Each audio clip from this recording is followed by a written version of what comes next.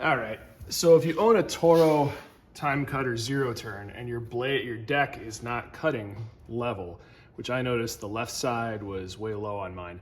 I couldn't tell initially if I was just taking turns hard or something, but anyway, it was obvious at some point that the left side of the deck was hanging down. The stamped decks have a nice little screw tabby that you can turn and it pulls them and slides up and down a thing to raise or lower the height. The fabricated decks have this little doohickey right here, okay? And so obviously you pull out the quick pin and you can move that up and down to adjust the deck height. Thing is, when they assembled this, these are not symmetrical.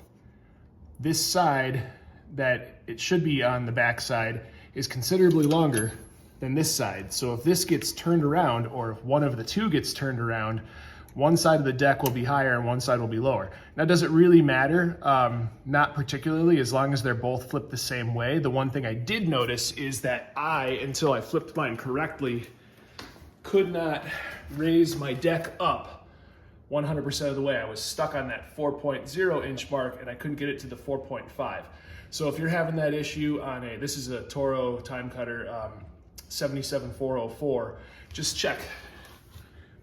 These panels are on both sides, those pieces of metal, and they look like they're symmetrical, but they're not. So one or both may be flipped backward if you can't get up to that deck. I would try switching them one at a time.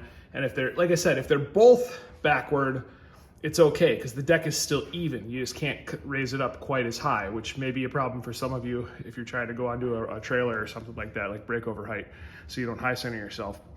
But just double check that. Mine was assembled by a dealership. I'm not going to throw them under the bus because ultimately not a big deal, something I could fix myself very quickly, but something to watch out for.